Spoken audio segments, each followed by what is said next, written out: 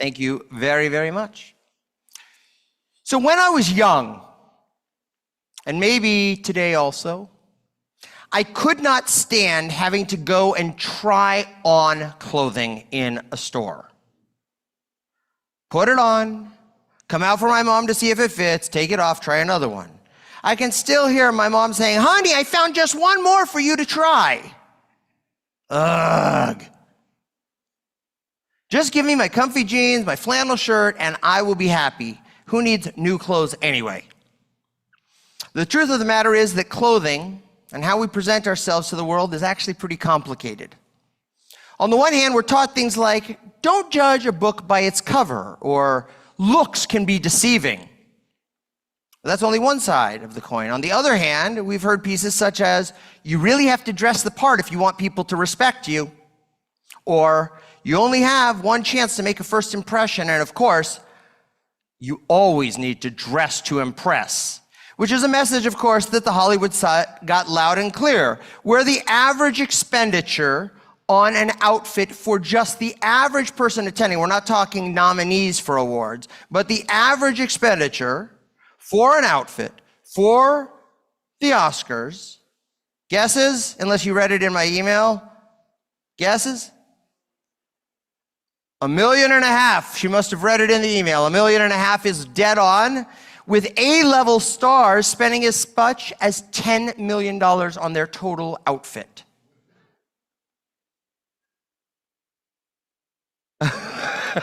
What's that, Stephen Rabinowitz? It should happen to Susie. Well, your birthday's coming up. You can make a wish, you know. What do you say, Steve? $10 million for one outfit? Sure. That's love. That is love. And we're taking what? Okay, yes. As Rabbi Sachs teaches, in general, Judaism is skeptical about appearances. Clothes have to do with surface, not depth, with the outward, not the inward, with appearance rather than reality. All the more strange, therefore, that they should form a key element of the service of the high priests, given the fact that, quote, people look at the outward appearance, but the Lord looks at the heart, says Samuel. So where does that leave us today? Specifically on this Shabbat, where the majority of our Torah portion was actually filled with detailed instructions on creating the intricate ceremonial clothing of the high priest, clothing that was made of the finest materials and decorated with jewels and golden ornaments, designed to evoke grandeur and holiness from all who gazed upon the person wearing them, almost as though the clothing was more important than the person itself. So let us begin by noticing that there are a few different Hebrew words for clothing. But the most common one, and the one that the Torah employs in our parasha, is beged, bet gimel daled. But the same word, beged, can also mean deceit, as in ashamnu bagadnu, when we say the vidui. The same word is clothing, and the same word is we've been deceptive. We've deceived other people. Over and over, clothing is something the Torah sees as deceptive. There was the coverings of fig leaves of Adam and Eve made for themselves after eating the forbidden fruit, and Jacob wore Esau's clothes when he took his blessing by deceit, and Tamar wore the clothes of a prostitute to deceive Judah into lying with her.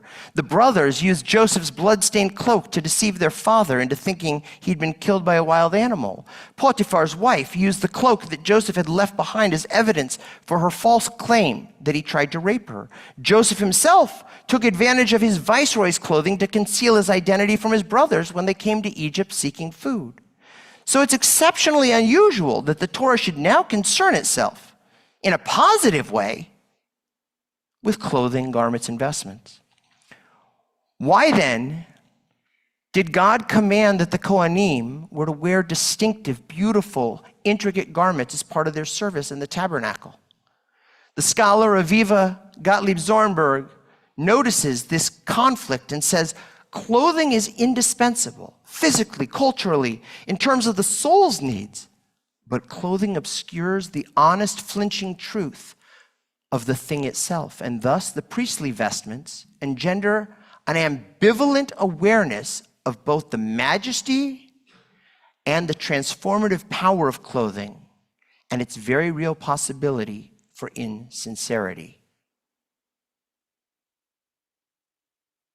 As our local community, one of our local community leaders, Ethan Davidson, wrote, Yaakov might don the clothes of Esau, but that doesn't make him Esau. It makes him deceitful. One of the underlying themes of Purim is the theme of concealment. What are we concealing? What are we revealing? Are we hiding behind masks and disguises so that the world doesn't know our true intentions, such as Haman does in front of the buffoon king Ahasuerus? Completely concealing his completely and total evil inclinations?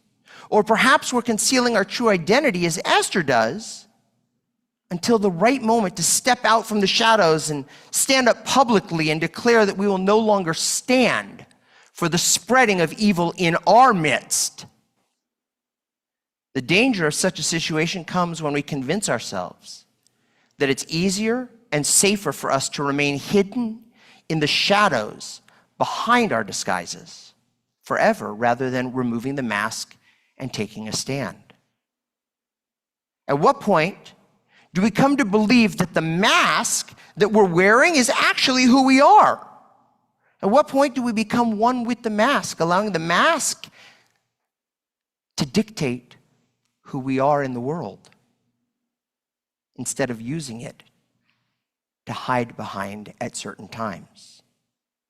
The Torah introduces us to a phrase that helps us begin to understand when and where we're being true to ourselves, as opposed to hiding behind the mask for the wrong reasons. The Kohanim were to wear garments lechavod uletiferet, for dignity and adornment. Judaism is a religion that does not focus on outward appearance, but rather focuses on what's within. As Pirkei Avot, the Mishnah states, Al tistakel b'kankan, ele b'ma sheyesh bo. Don't look at the container, the jug on the outside, but look inside. For there is a brand new, beautiful container filled of old, putrid, rotting wine. Or perhaps it has aged, beautiful wine. And there could be an old container that looks rotten. And inside is that wine, or nothing at all. We are a culture about hearing Shema Yisrael. Yet our parasha clearly states that there's room for the aesthetic. Recognizing the beauty in something is part of seeing God's presence in the world. But unlike the great empires of the ancient world, Mesopotamia, Egypt, Assyria, Babylon, Greece, Israel had a God that couldn't be seen. Interestingly enough, today, when we see armies of nations in formal marching positions, the U.S. Marines look stark, sharp. The Russian military parades, even other countries. Has anybody ever noticed that when the IDF marches, there's something that looks not as sharp, but very real?